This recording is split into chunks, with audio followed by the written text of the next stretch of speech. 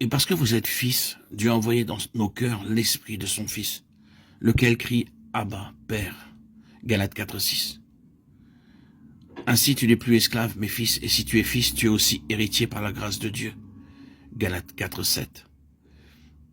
L'Esprit du Fils de Dieu nous donne la liberté et la hardiesse de faire appel à Dieu en tout temps. Il n'y a pas de crainte à avoir, comme si parfois le Père peut nous reprendre. Nous avons la hardiesse d'aller directement au trône de Dieu. Nous savons que quoi qu'il fasse pour nous corriger, son amour ne change jamais. Dieu peut nous reprendre, mais son amour est encore là. Aussi, il nous dit, je vous ai donné l'esprit des fils. Ainsi, nous pouvons faire appel à Dieu pour tous nos besoins. Dieu dit dans Jérémie 33,3, invoque-moi et je te répondrai. Je t'annoncerai de grandes choses, des choses cachées que tu ne connais pas. Il dit encore dans le psaume 81,11, je suis l'Éternel ton Dieu qui t'ai fait monter du pays d'Égypte. Ouvre ta bouche et je la remplirai. Il est mon Père céleste et il m'a donné l'esprit de son Fils, car je peux compter sur lui pour tous mes besoins, tous mes fardeaux, tous mes problèmes. Jean 16,24 dit, jusqu'à présent vous n'avez rien demandé en mon nom. Demandez et vous recevrez, afin que votre joie soit parfaite. Demandez-lui, il n'y a pas besoin de mendier ni d'emprunter. Ne devez rien à personne, si ce n'est de vous aimer les uns les autres, car celui qui aime les autres a accompli la loi. Romains 13,8. De nos jours, beaucoup de croyants empruntent de l'argent pour acheter des meubles. Ils achètent une maison à crédit, la radio, un tapis, un habit de noces, un piano, tout à crédit, tout avec de l'argent emprunté. C'est contraire aux Écritures. Payez ce que vous devez. Lorsque vous êtes dans le besoin, faites appel au Seigneur. Et il vous donnera sûrement. Et contentez-vous de ce qu'il vous donne. Ne soyez pas envieux ou avide, car il vous aime. Et tout ce qui est bon pour vous, il vous le donnera. Car l'Éternel Dieu est un soleil et un bouclier. Il ne refuse aucun bien à ceux qui marchent dans l'intégrité. Psaume 84,12.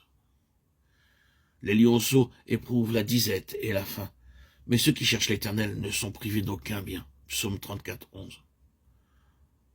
Ce psaume a été écrit par David lorsqu'il vivait dans une caverne avec ses 400 hommes. À ce moment-là, il n'avait pas d'argent. 1 Samuel 22, 1-2 montre leurs conditions. David partit de là et se sauva dans la caverne d'Adoulam. Ses frères et toute la maison de son père l'apprirent et ils descendirent vers lui. Tous ceux qui se trouvaient dans la détresse, qui avaient des créanciers ou qui étaient mécontents, se rassemblèrent auprès de lui. Et il devint leur chef. Ainsi se joignirent à lui environ 400 hommes. C'était le meilleur institut biblique où quelqu'un pouvait aller. Il n'avait pas d'argent, cependant, si quelqu'un était en défaillance ou endetté, il allait vers David. Et il devint leur capitaine. Un peu plus loin, ils se cachaient tous de Saül. Ce fut ce moment que David écrivit le psaume 34,11. Les lionceaux éprouvent la disette et la faim, mais ceux qui cherchent l'Éternel ne sont privés d'aucun bien. Je peux imaginer ces hommes voyant les lions rugissant dans la vallée, parce qu'ils n'avaient pas de nourriture suffisante. Mais pour David et ses hommes, la nourriture suffisante était fournie par le Seigneur.